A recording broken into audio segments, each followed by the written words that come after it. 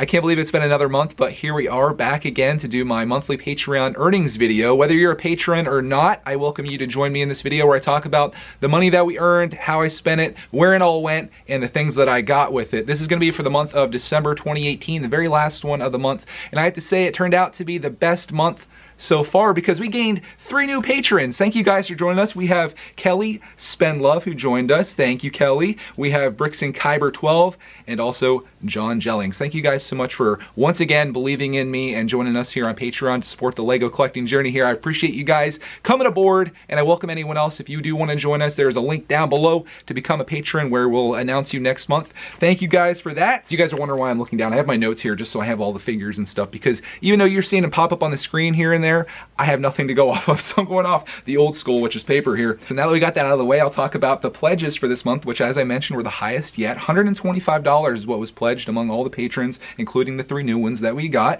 And after Patreon fees, it came to be $110.14. I think at this point, most people know this, but each month when I get my Patreon earnings, I take 15% of that and I donate that to a different charity each month, as suggested by you guys. And this month was no exception. I took the $16.50, which is 15% of the $110, and I donated it to a place that has been getting a lot of requests from a very particular person here. MFL Productions has asked me, I think every single month that we've been doing this, to donate to Shriners Children's Hospital, and that's exactly what I did. So Shriners got $16.50 of the Patreon earnings. So again, thank you guys for donating to that. Oh, and I want to take a quick pause here to mention this because I know I'll forget. If you guys have any places that you want me to donate to next month, leave it as a comment in this video. That's how I choose where we donate to. So after that donation, that left us with $93.64 to spend on Lego sets, and I spent every penny of that. In fact, I spent a couple pennies over, and I'll share with you right now the things that I got. I have the prices written down here, so I'll tell you that as well. The first thing is this set right here. This is Lego Creator Set 31077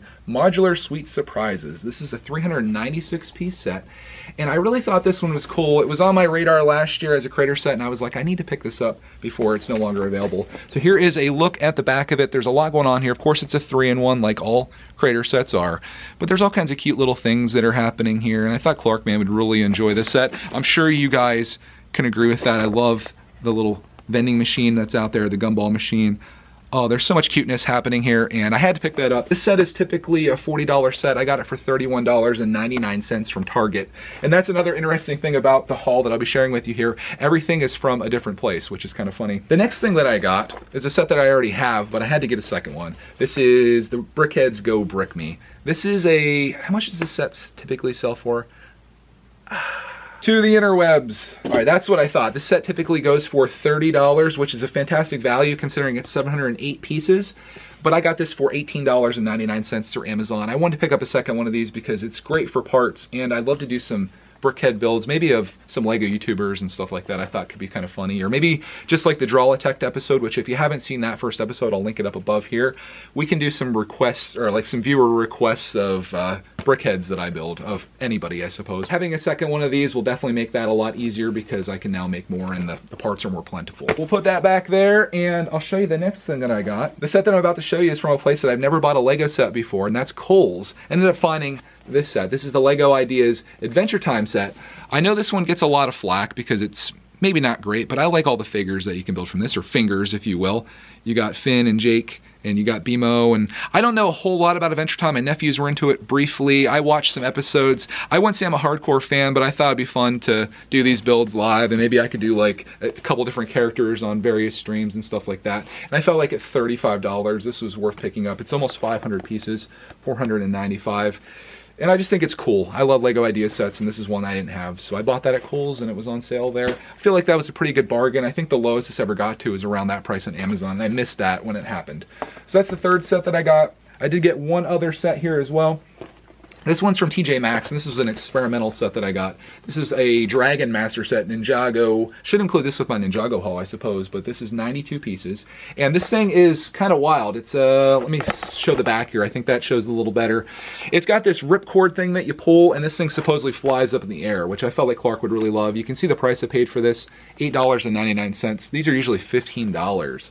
Which I think is a little crazy, but you do get a minifigure with this, and I asked Jim Blade, my resident Ninjago expert, if these things actually work. He said they do, and I thought, you know, for $9 it's worth a shot, and I'll make a video on it, and we'll see how Clark likes it, and I think he's gonna like it quite a bit. So those are the 4 things that I got. The total expense for all those was $95. So like I said, I went like, what, $1.30 something over, but I didn't include sales tax either. So I probably went a little bit more than that over. But again, these are sets that I'd really like to share with you guys and stuff that was on my radar.